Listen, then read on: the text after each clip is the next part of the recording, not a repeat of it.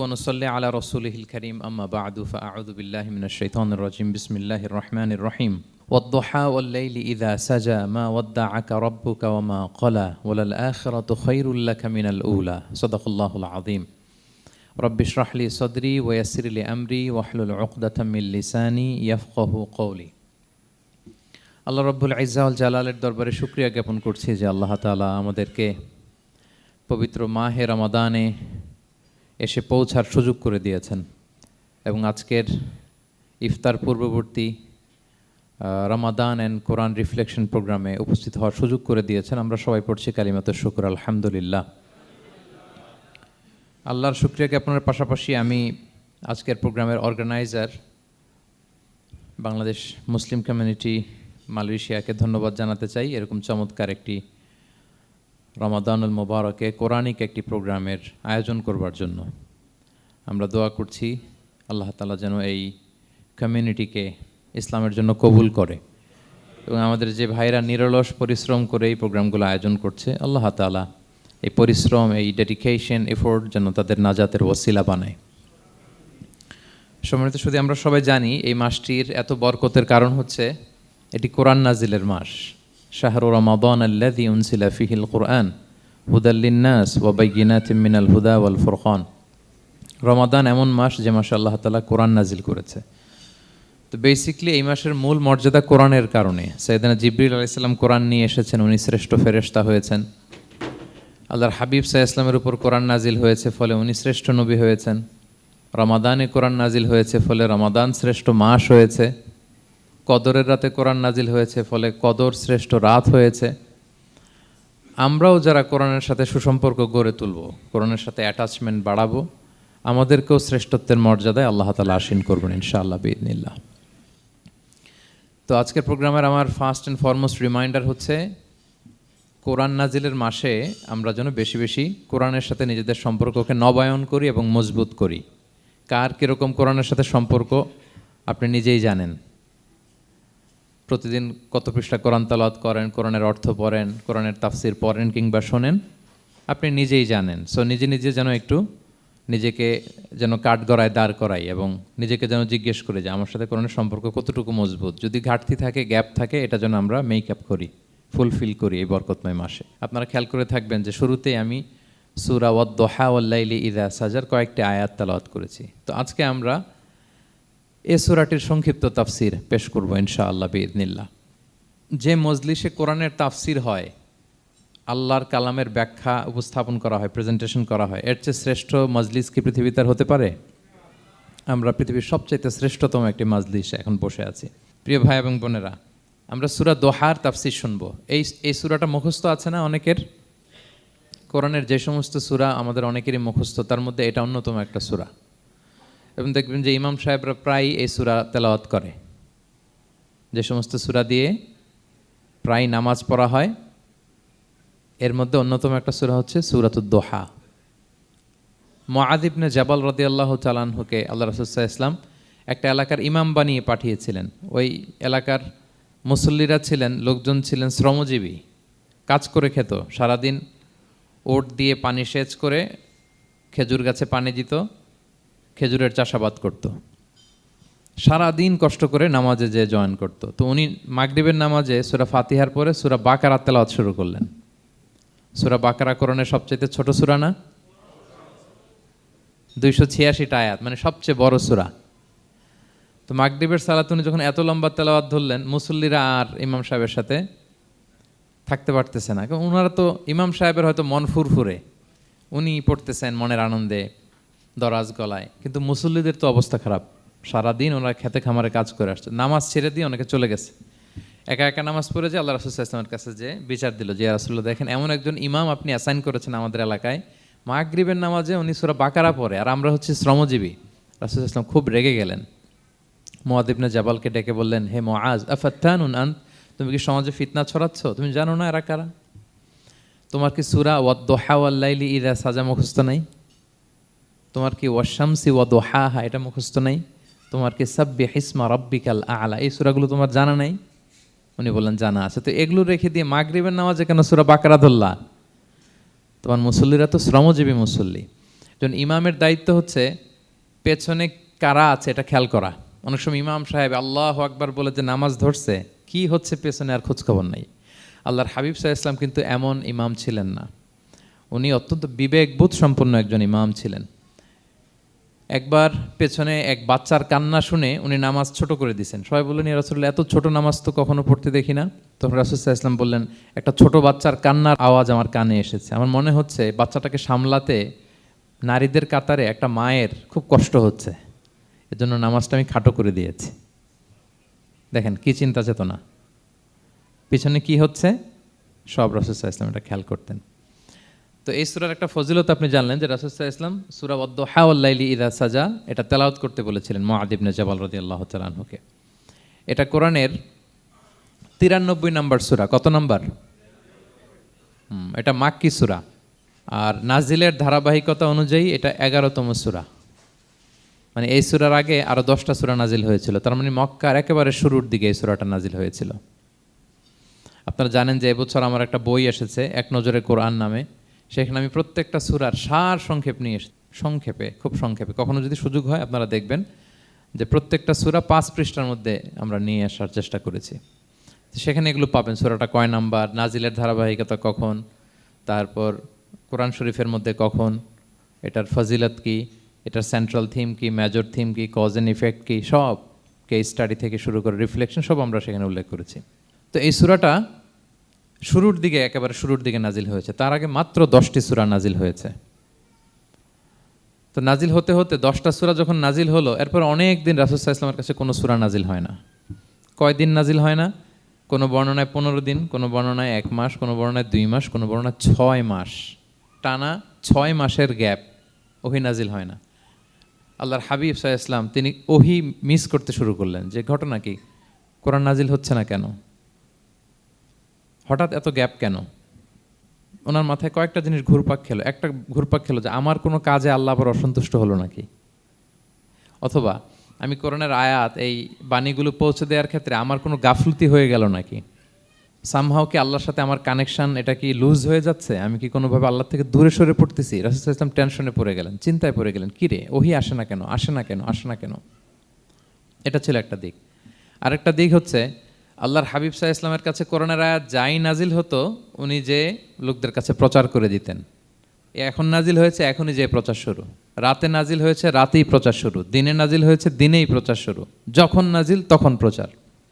কারণ আল্লাহ তাআলা বলেছেন, ইয়া আইয়ুহার রাসূলু বাল্লিগ মা উনজিলা ইলাইক মির রাব্বিক, আপনার রবের পক্ষ থেকে যা নাজিল হয়েছে প্রচার করেন।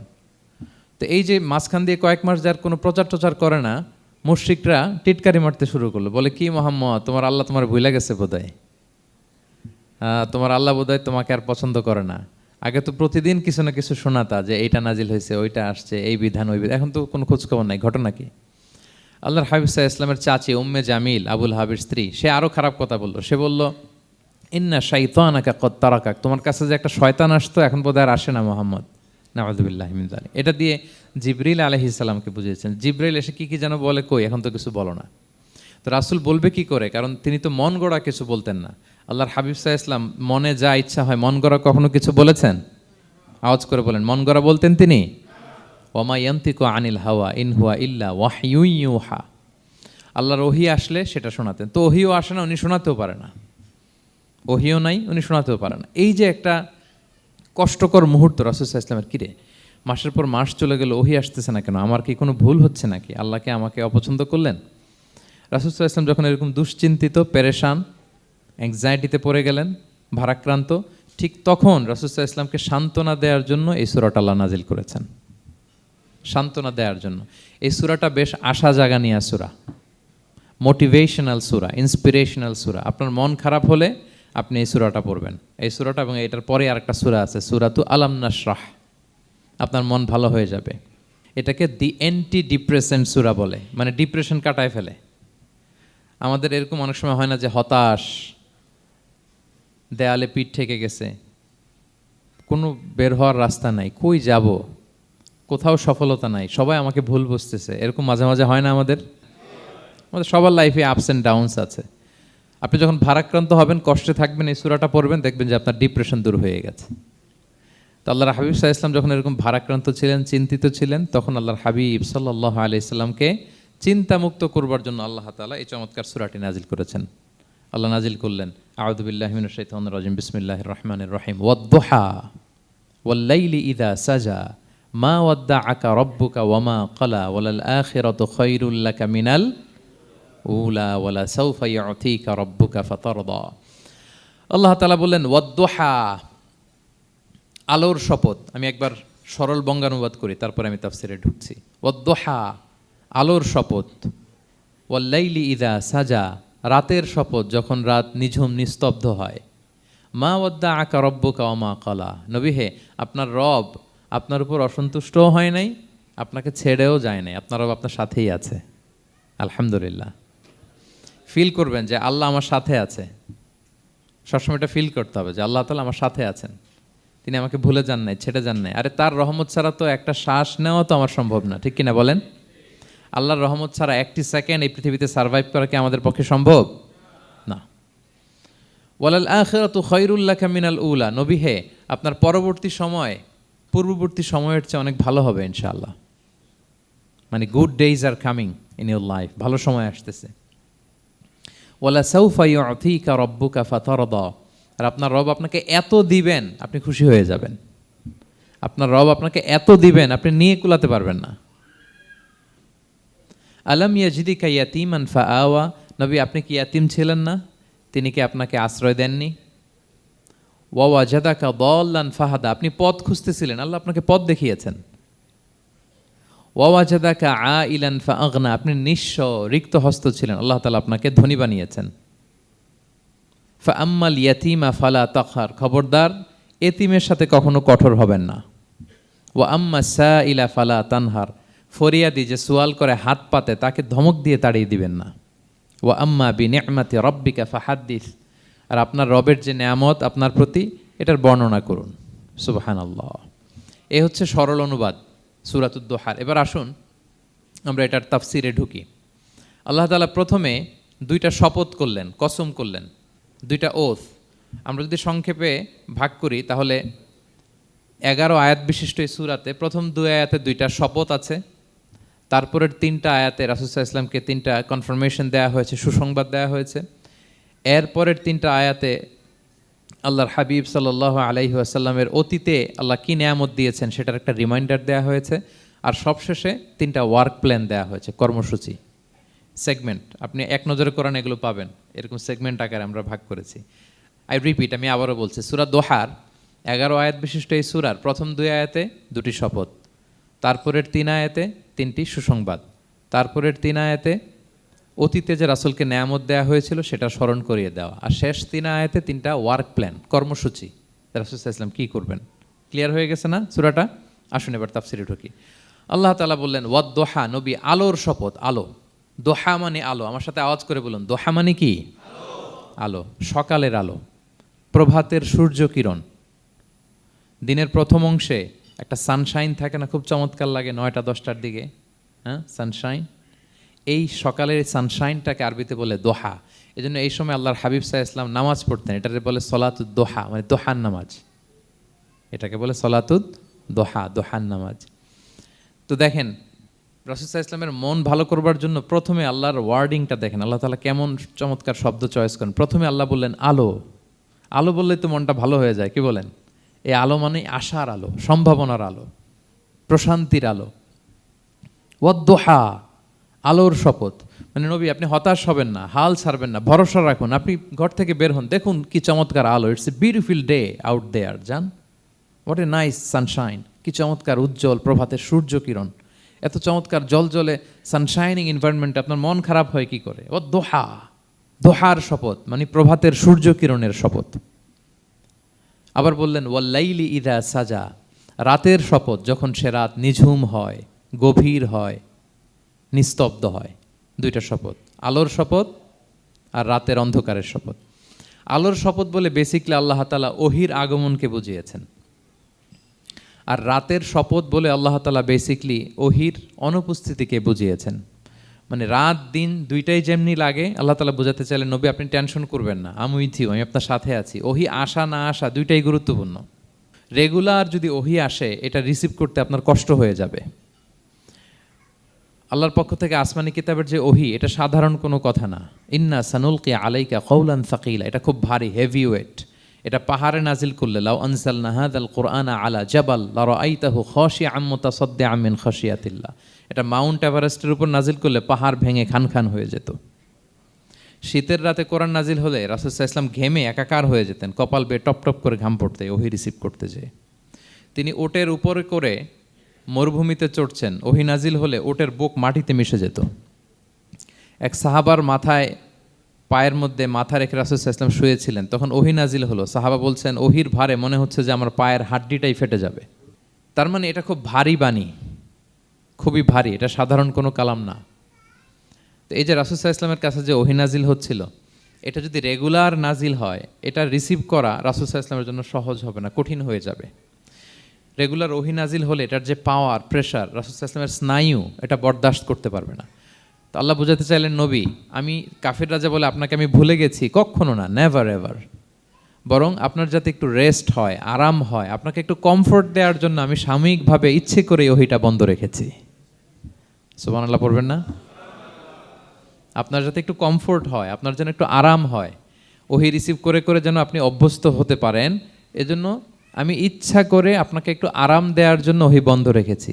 সারাদিন যদি, মানে দিনের 24 ঘন্টায় যদি সূর্য থাকে, ভাল লাগবে? আচ্ছা বলেন, 6 মাস টানা সূর্য ভাল লাগবে আপনার?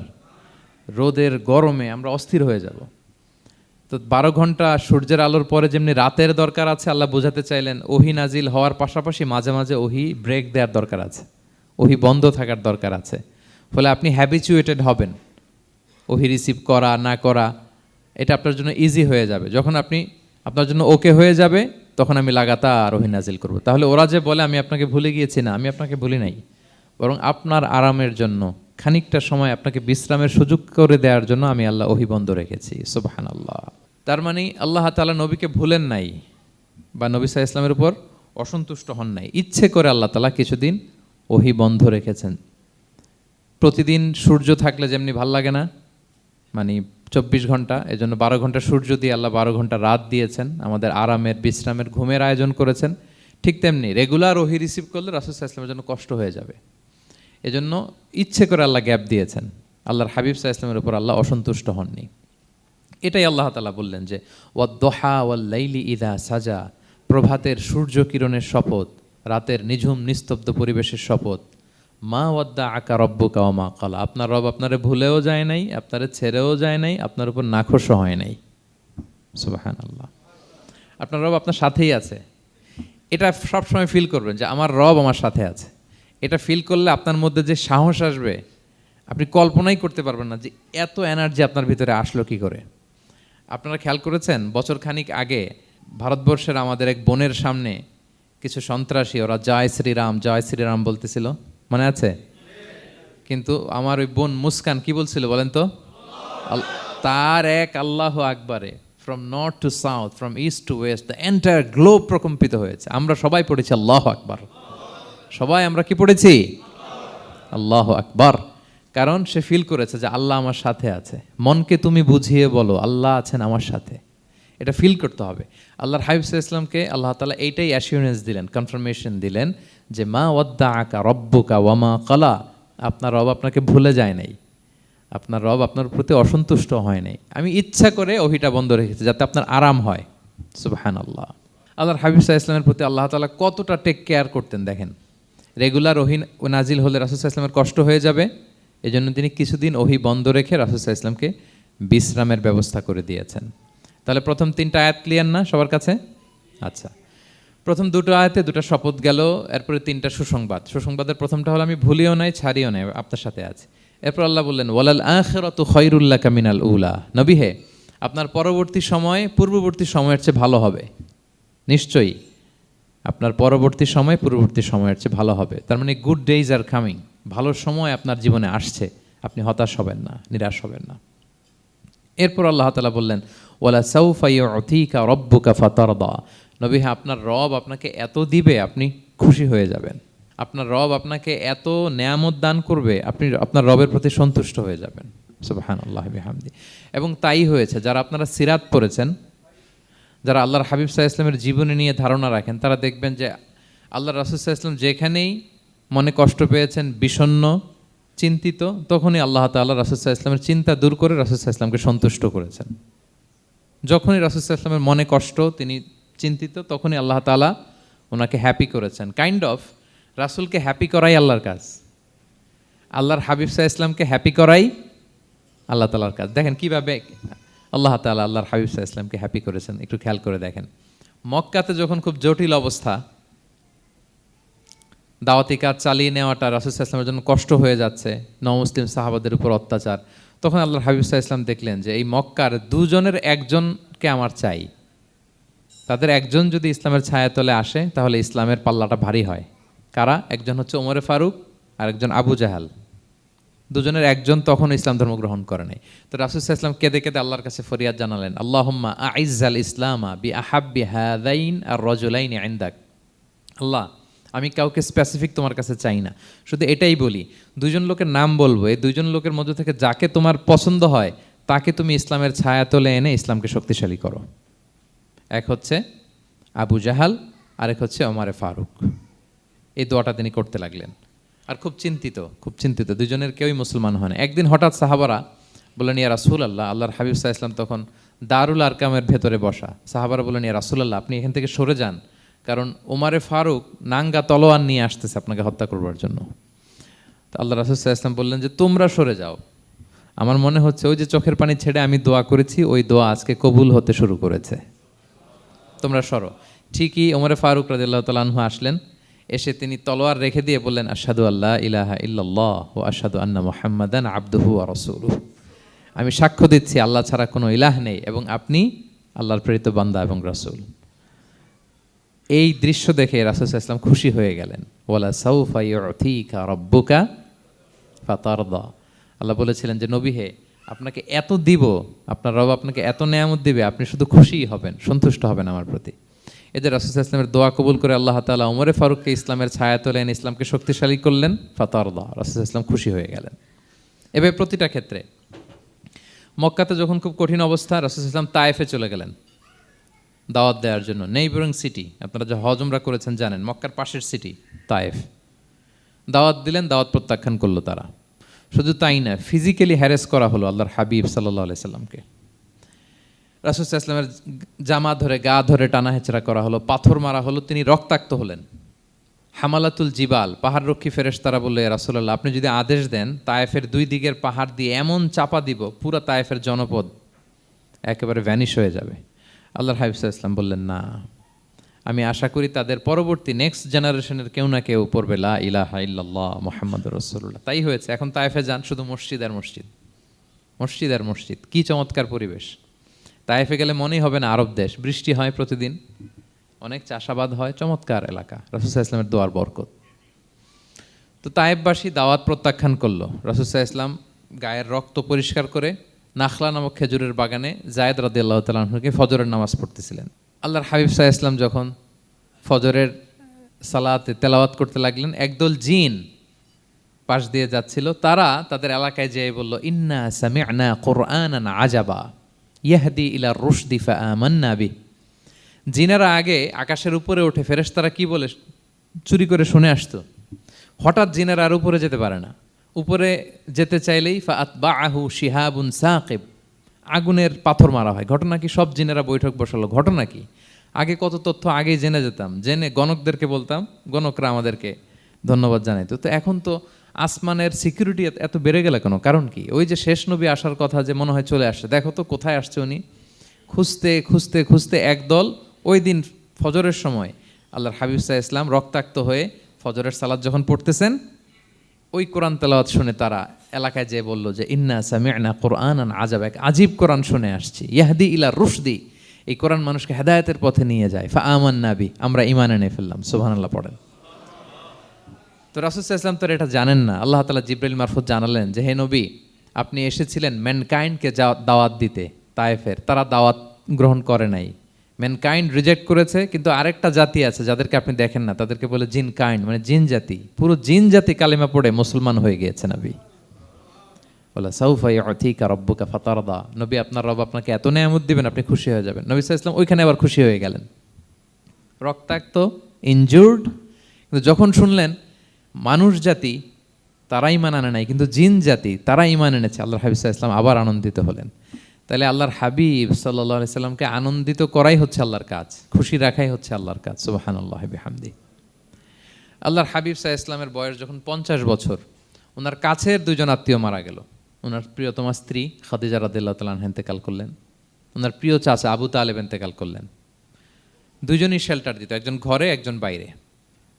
আবু তালেবের কারণে কেউ রাসূল সাল্লাল্লাহু আলাইহি ওয়াসাল্লামের গায়ে হাত তোলার সাহস পায় নাই। তো উনি যখন ইন্তেকাল করলেন রাসূল সাল্লাল্লাহু আলাইহি ওয়াসাল্লাম বিপদে পড়ে গেলেন। সারাদিন কাফেরদের বকা ঝকা গালি খেয়ে ঘরে যখন আসতেন, খাদিজা রাদিয়াল্লাহু তাআলা আনহার কথা শুনলে ওনার হৃদয়টা প্রশান্ত হয়ে যেত। তো বাইরের চাচাও নাই, ভেতরের স্ত্রীও নাই, দুজনই মারা গেলেন ওই বছর। ওই বছরকে বলা হয় আমুল হুজন, মানে দুশ্চিন্তার বছর। এত ভারাক্রান্ত আল্লাহর হাবিব সাল্লাল্লাহু আলাইহি ওয়াসাল্লাম হলেন, চিন্তিত হলেন, মনটা ভেঙে খান খান। আল্লাহ তাআলা কিন্তু ঠিকই বুঝেন যে তার হাবিবকে কখন হ্যাপি করতে হবে। আল্লাহ তাআলা তখন সাইয়েদনা জিবরাইল আলাইহিস সালামকে পাঠালেন যে যাও, আমার বন্ধুকে আর পৃথিবীতে থাকার দরকার নাই, আমার বন্ধুকে ঊর্ধ্ব জগতের নৈশ ভ্রমণের ইনভাইটেশন দিয়ে আসো, মানে মেরাজের ইনভাইটেশন দিয়ে আসো। পড়েন সুবহানাল্লাহ।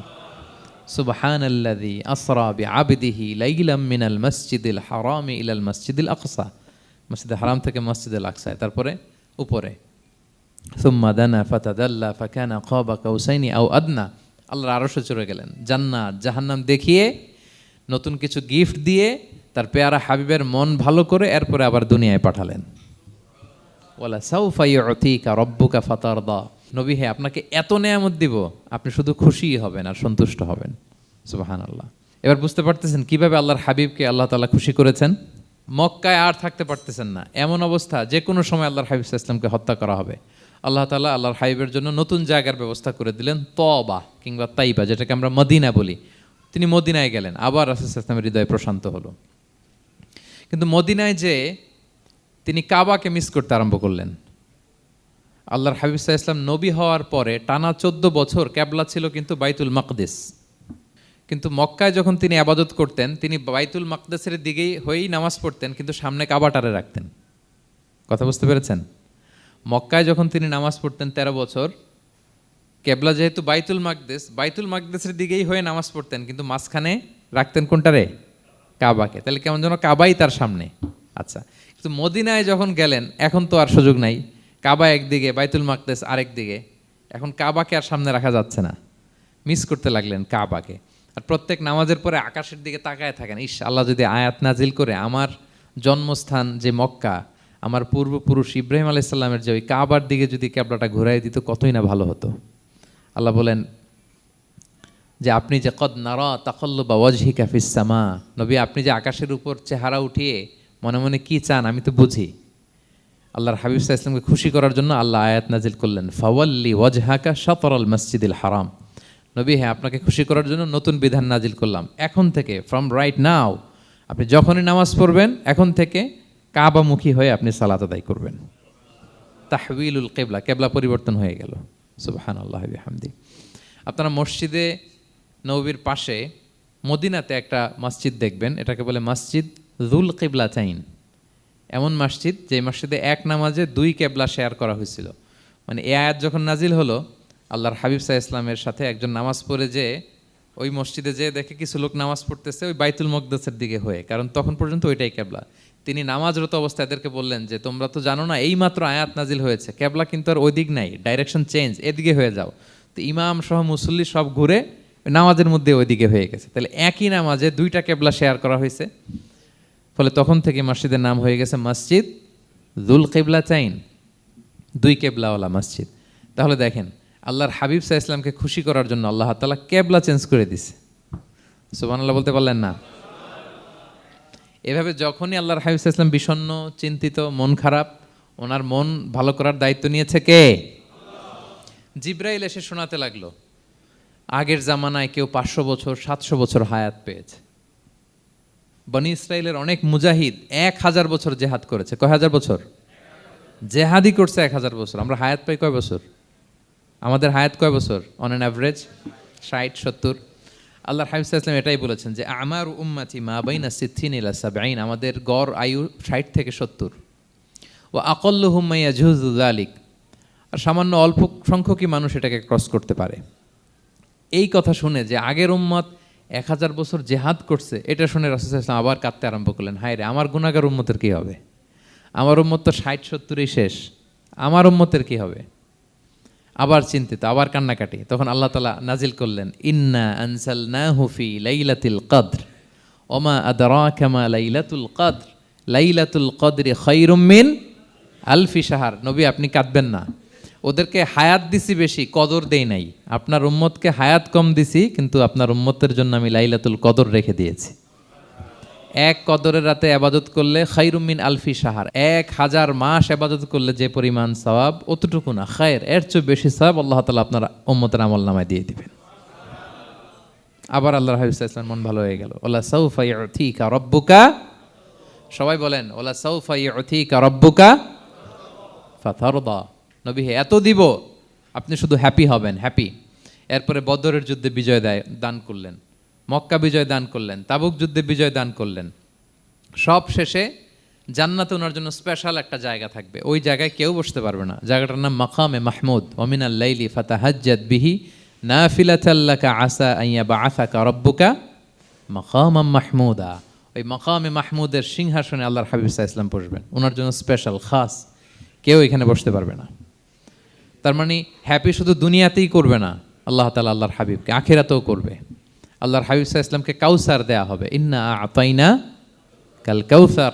হে নবী আপনাকে কাউসার দিয়েছি, এমন হাউজে কাউসার যে হাউজে কাউসারের সামনে পান পেয়ালা, যেটা দিয়ে পানি নিয়ে আপনি উম্মতকে খাওয়াবেন, এটার সংখ্যা আকাশের তারা যত বেশি তার চেয়েও বেশি।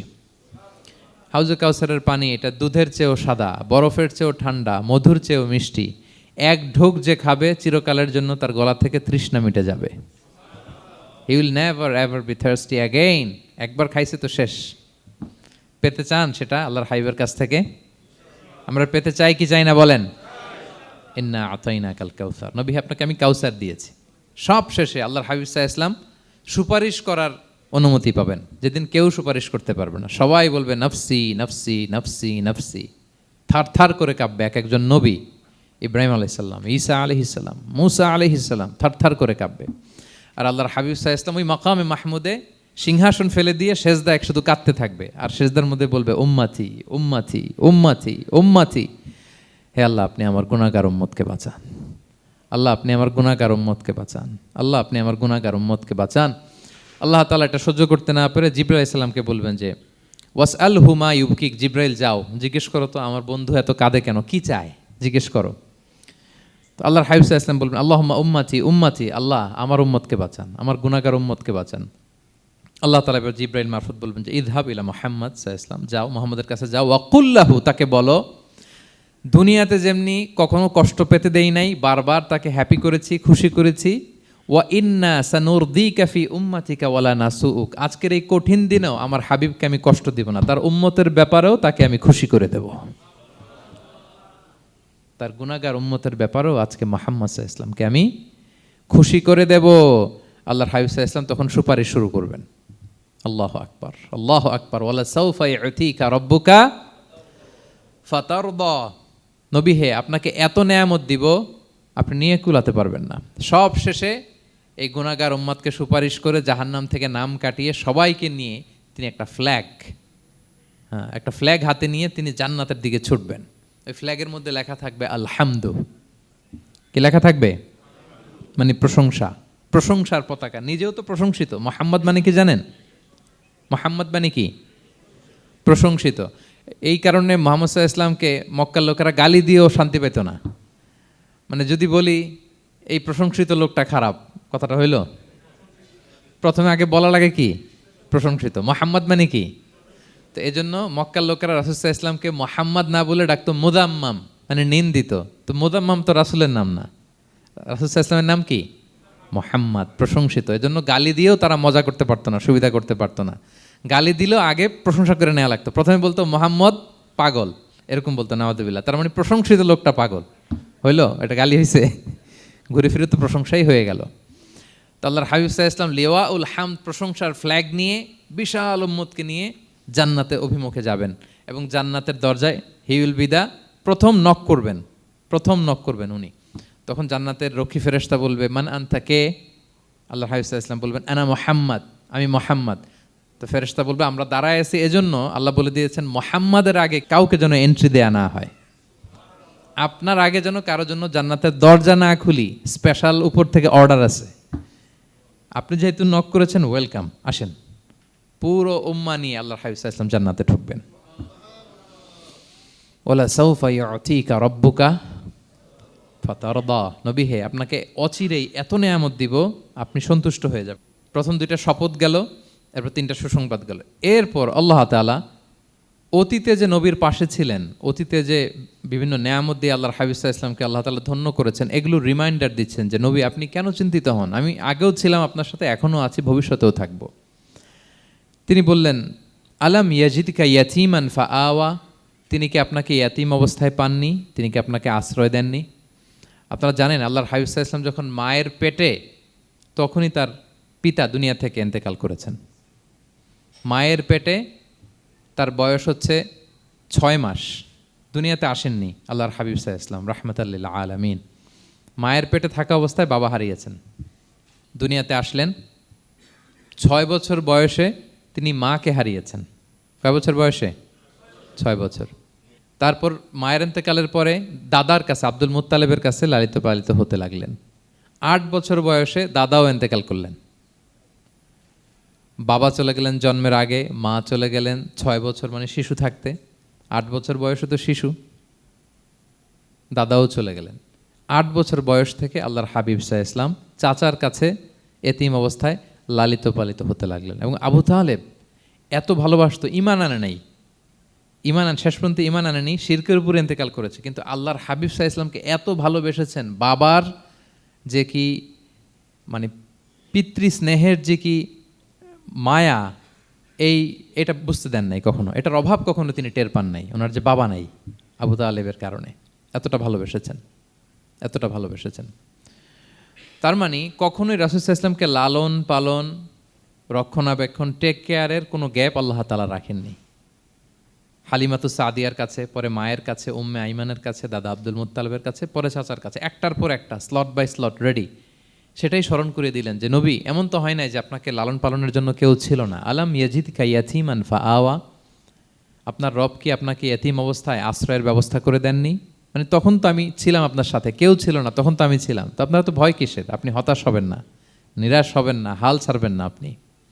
তাহলে প্রিয় ভাইরা, আল্লাহর হাবিব সাল্লাল্লাহু আলাইহি ওয়াসাল্লাম ইয়াতীম অবস্থায় পৃথিবীতে এসেছিলেন এবং এজন্য ইয়াতীমের সাথে ভালো আচরণ তিনি করতে বলতেন আল্লাহর হাবিব সাল্লাল্লাহু আলাইহি ওয়াসাল্লাম। যারা এতিমকে ভালোবাসে, আল্লাহ তাদেরকে ভালোবাসে। এবং আল্লাহর হাবিব সাল্লাল্লাহু আলাইহি ওয়াসাল্লাম বলতেন, আনা ওয়া কাফিলুল ইয়াতীমি ফিল জান্নাতি কাহাতাইন, আমি এবং এতিমের রক্ষণাবেক্ষণকারী এইভাবে প্রতিবেশীর মতো জান্নাতে থাকব। এই 2 আঙ্গুলের মাঝে যেমনি গ্যাপ নাই, আমার আর এতিমের রক্ষণাবেক্ষণকারী তার বাড়ির মাঝখানে কোনো গ্যাপ থাকবে না জান্নাতে। Will be neighbour in paradise, জান্নাতে এরকম আমরা কাছাকাছি থাকবো। আল্লাহু আকবার পড়েন। তাহলে এতিমের রক্ষণাবেক্ষণকারীকে আল্লাহ তাআলা ভালোবাসেন। যারা এতিমকে পছন্দ করে না, এতিমকে তাড়িয়ে দেয়, তাদেরকে আল্লাহ পছন্দ করেন। আল্লাহ তাআলা বলেন, আরাআইতাল্লাযী ইউকাযযিবু বিদ্দীন ফাযালিকাল্লাযী ইয়াদুউল ইয়াতীম, যারা আখিরাতকে অবিশ্বাস করে তারাই এতিমকে ঘাড় ধাক্কা দিয়ে তাড়িয়ে দেয়। কোনো বিশ্বাসী কখনো এতিমের সাথে খারাপ আচরণ করে না। আপনাদের যাদের মন শক্ত, অনেকের চোখ দিয়ে পানি নামে না। আমার এক আত্মীয় আছে, খুব আল্লাহওয়ালা, আমার জীবনে এত আল্লাহওয়ালা আমি দেখি নাই, কিন্তু ওনার চোখ দিয়ে পানি নামে না। বারবার এসে আমারে বলে যে, মিজান কি করবো বলো, তুমি একটু মোনাজাত ধরো। আমার মনে আছে আমি ওনাকে নিয়ে মোনাজাত ধরতাম, তো ওনার কান্না আসে না চোখ দিয়ে। এত আল্লাহওয়ালা, খুব ভালো মানুষ, কিন্তু চোখ দিয়ে পানি নামে না। এটা অনেকের হয়, নানা কারণে হয়। তো আল্লাহর হাবিব সাল্লাল্লাহু আলাইহি ওয়াসাল্লাম বলেছেন, কারো যদি চোখ দিয়ে পানি না নামে বা হৃদয় নরম না হয়, তারা যেন এতিমের মাথায় হাত বুলিয়ে দেয়। এক সাহাবী এসে বলেন, ইয়া রাসূলুল্লাহ, আমার হৃদয়টা বড় শক্ত, হৃদয় নরম হয় না। রাসূল সাল্লাল্লাহু আলাইহি ওয়াসাল্লাম বললেন, তাই? আচ্ছা, আতুহিব্বু আন ইয়ালিনা কলবুক, তুমি কি চাও তোমার হৃদয় নরম হোক, ওয়া তুদরাকা হাজাতুক, এবং তোমার আশা পূরণ হোক? তিনি বললেন, হ্যাঁ। তখন রাসূল সাল্লাল্লাহু আলাইহি ওয়াসাল্লাম বললেন, ইরহামিল ইয়াতীম, এতিমের উপর রহম করো। ওয়ামসা আলা রাসি, এতিমের মাথায় হাত বুলিয়ে দাও। ওয়া আতইমহু মিন তুআমিক, তোমার খাবার এতিমকে খাওয়াও। তালিনু কলবুক, তোমার অন্তর নরম হবে, তুদ্রাকা হাজুদুক, তোমার ইচ্ছা পূরণ হবে। তাহলে হৃদয় যদি শক্ত থাকে, কার মাথায় হাত বুলাবেন? বুলাইছেন কখনো? হ্যাঁ, বুলিয়েছেন? খুঁজে খুঁজে হাত বুলাবেন। বাংলাদেশে তো অনেক অরফেনেজ আছে, অনাথ আশ্রম, ওখানে যাবেন। সুযোগ হলে একদিন যে একটু লাঞ্চ করলেন ওদের সাথে বসে, ডিনার করলেন, একসাথে খেলেন, ওদের মাথায় হাত বুলিয়ে দিলেন, সাধ্যমতো কিছু উপহার হাতে তুলে দিলেন, আপনার ইচ্ছা পূরণ হবে আর আপনার হৃদয় নরম হবে ইনশাআল্লাহ। আর এতিমকে আদর করা মানে নবী সাল্লাল্লাহু আলাইহি ইসলামের প্রতি ভালোবাসা দেখানো, কারণ আমার নবী এতিম হয়ে বড় হয়েছেন। এতিমের প্রতি ভালোবাসা প্রকারান্তরে নবী সাল্লাল্লাহু আলাইহি ইসলামের প্রতি ভালোবাসা দেখানো হয়, কারণ আমার নবী এতিম হয়ে বড় হয়েছেন। সুবহানাল্লাহ। কিন্তু তার বিপরীতে আমরা সমাজে কি দেখি? এতিমের মাথায় হাত বুলানো তো দূরের কথা, এতিমের সম্পদও খেয়ে ফেলে অনেকে। হ্যাঁ, এরকম আছে না? এতিমের সম্পদ দেদারসে গিলতেছে। কি যে আমাদের চিন্তাধারা! দেখবেন যে লোকটা এতিমের সম্পদ গিলে, ওরা রোজা অবস্থায় এক ঢোক পানি গিলাতে পারবেন কিনা দেখেন। যে বলেন একটু পানি খান তো, যে খাবে না কেন? হারাম। তো ওই হারাম কিন্তু গিলতেছে ইচ্ছা মতো। রোজা অবস্থায় এক ফোঁটা আপনি পানি গিলাতে পারবেন না এরে, কেন? হারাম। কিন্তু ওইদিকে ভাতিজার সম্পদ গিলতেছে দেদারসে। আল্লাহ বলেন এটা ভাতিজার সম্পদ না, এটা তুমি জাহান্নামের আগুন পেটে ঢুকাচ্ছ। জাহান্নামের আগুন। ইন্নাল্লাযীনা ইয়াকুলুনা আমওয়ালাল ইয়াতামা যুলমান ইন্নামা ইয়াকুলুনা ফি বুতুনিহিম নারা ওয়া সায়াসলাউনা সাঈরা। যারা এতিমের সম্পদ খায়, এটা সম্পদ না, এটা জাহান্নামের আগুন তুমি পেটে ঢুকাচ্ছ। সো এতিমের প্রতি যেন আমরা নমনীয় হই, তাদের মাথায় হাত বুলাই, তাদের জন্য খরচ করি, তাদের প্রতি যেন আমরা দয়াদ্র হই, কারণ আমার নবী এতিম অবস্থায় বড় হয়েছেন। তাহলে নবী সাল্লাল্লাহু আলাইহি ইসলামকে এটা স্মরণ করে দিলেন, নবী আপনি তো এতিম ছিলেন, আমি তো আপনাকে রক্ষণাবেক্ষণের ব্যবস্থা করছি। আর কি করেছি?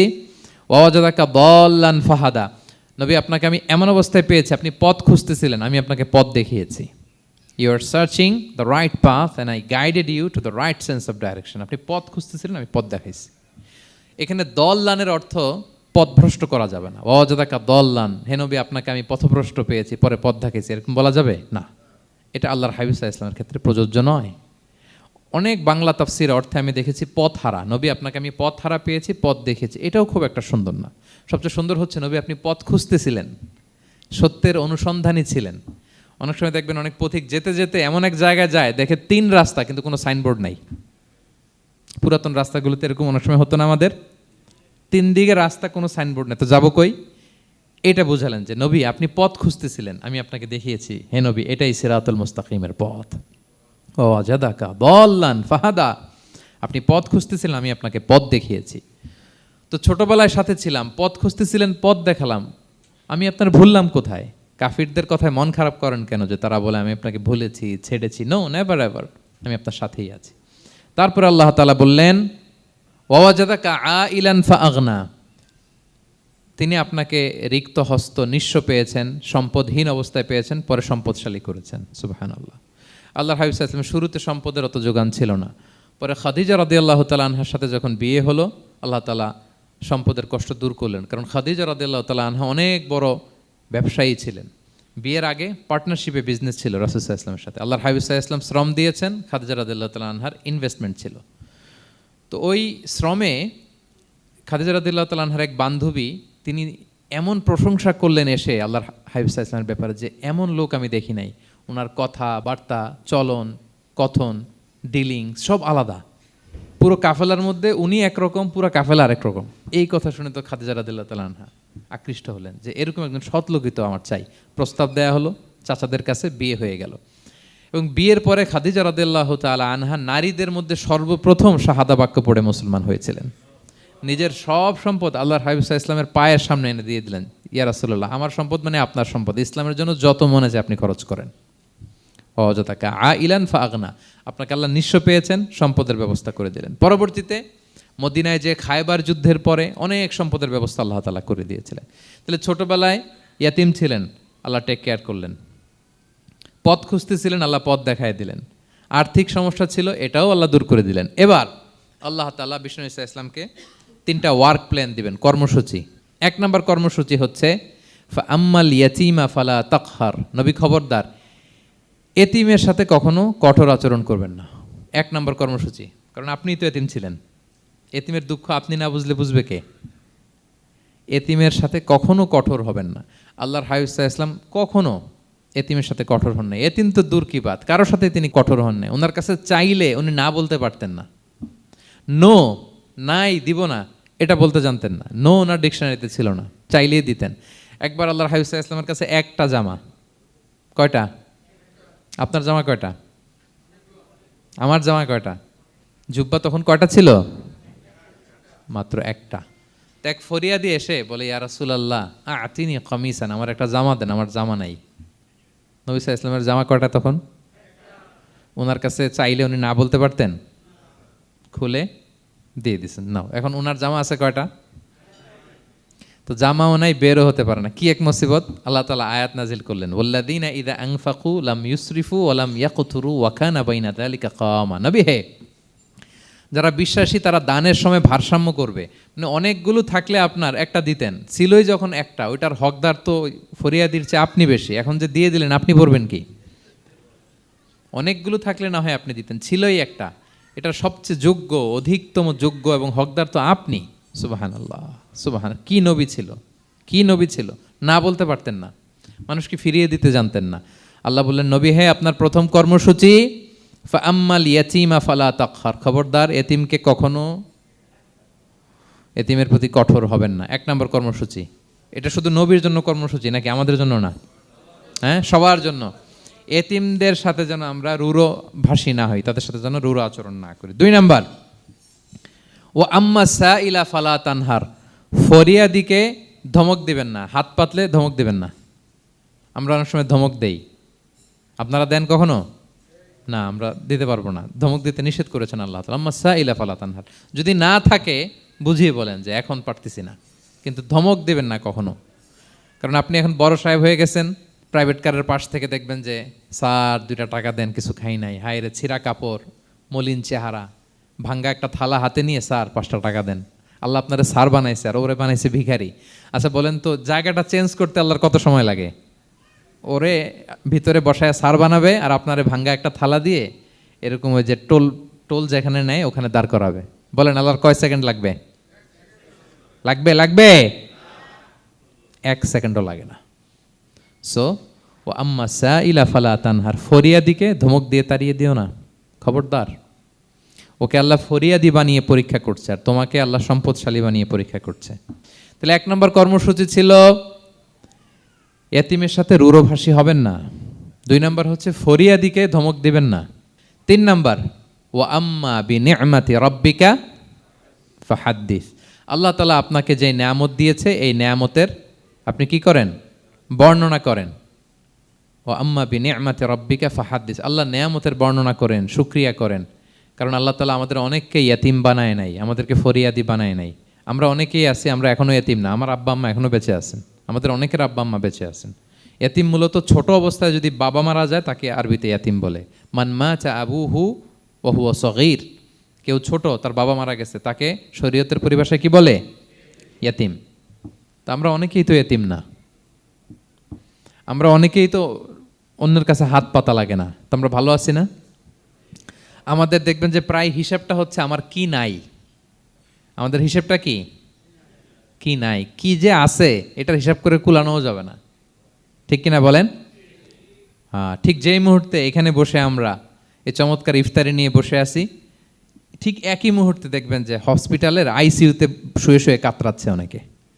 হ্যাঁ, ঠিক এই মুহূর্তে কিডনি ডায়ালিসিস চলতেছে, দেখছেন? কিডনি পেশেন্ট এদিকে ছিদ্র করে ব্লাড সব বের হয়ে রিফাইনিং হয়ে আরেক দিক দিয়ে ঢুকে, ওর চিৎকার শুনলে। বার্ন ইউনিটে গেছেন কখনো? আগুনে পোড়া রুগী, আপনার তো অনেক কিছু নাই, আমার এটা নাই, ওইটা নেই, আল্লাহ এটা দিল না, এটা নিয়ে আসেন। আপনি বার্ন ইউনিটে একদিন যায়েন, তাহলে বুঝবেন যে আল্লাহ আপনারে কত শান্তিতে রেখেছে। না খেয়ে কয় রাত কাটিয়েছি আমরা, বলেন তো? কত লোক বাড়ি ভাড়া পরিশোধ করতে পারে না, ঋণের বোঝায় জর্জরিত, দুরারোগ্য ব্যাধিতে আক্রান্ত, ক্যান্সারের লাস্ট স্টেজে।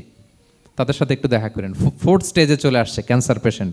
তার চেহারা, তার খাবার, তার চলাফেরা, কিভাবে তার প্রতিটা সেকেন্ড কাটে, একটু দেখে আসবেন, তাইলে বুঝবেন যে কত আল্লাহর দেয়া নেয়ামতের সাগরে হাবুডুবু খাই আমরা।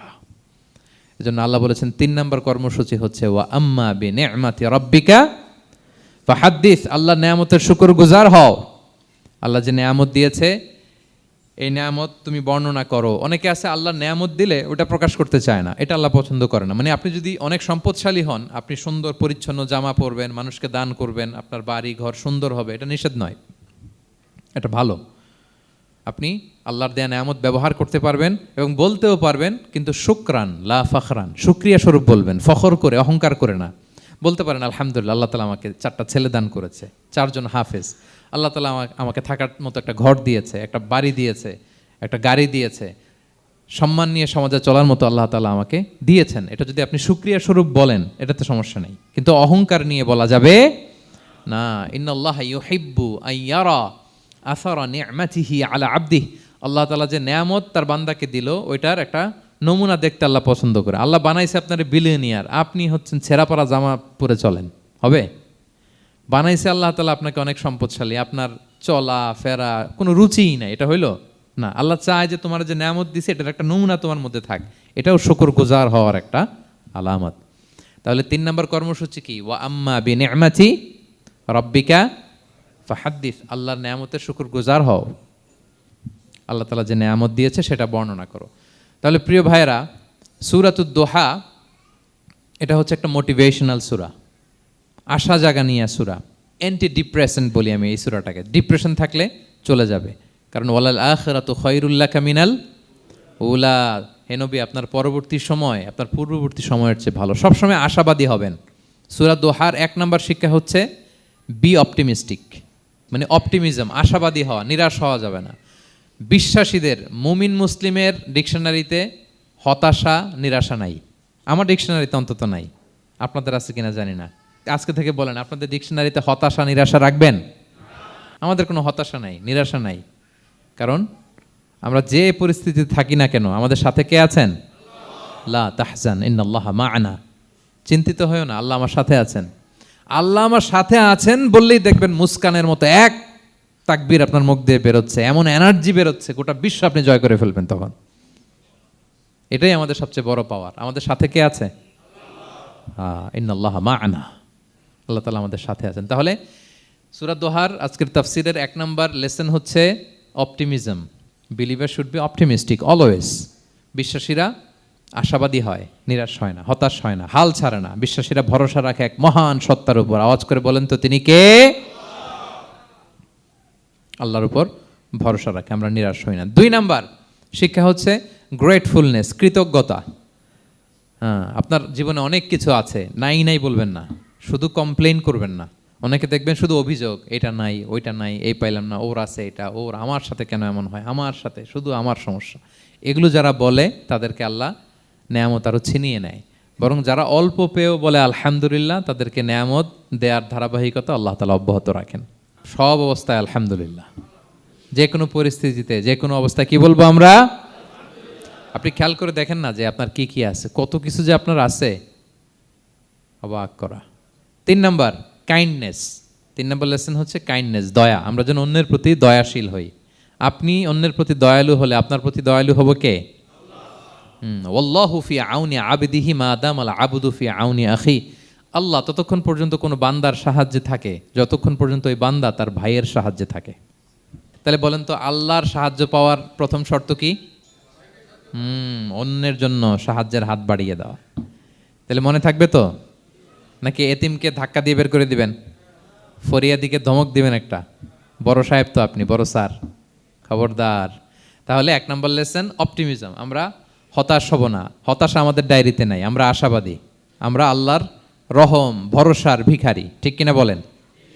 2 নম্বর লেসন হচ্ছে গ্রেটফুলনেস। আমরা সবসময় আল্লাহর প্রতি শুকরগুজার হব, কৃতজ্ঞ হব। আল্লাহর হাবিব সাল্লাল্লাহু আলাইহি ওয়াসাল্লাম বলতেন, আল্লাহুম্মা জাআলনি সাবুরা ওয়া জাআলনি শাকুরা ওয়া জাআলনি ফি আইনি সগীরা ওয়া ফি আয়ুনিন নাসি কাবীরা। আল্লাহ আপনি আমাকে ধৈর্যশীল বান্দা বানান, আপনি আমাকে শুকরগুজার বানান।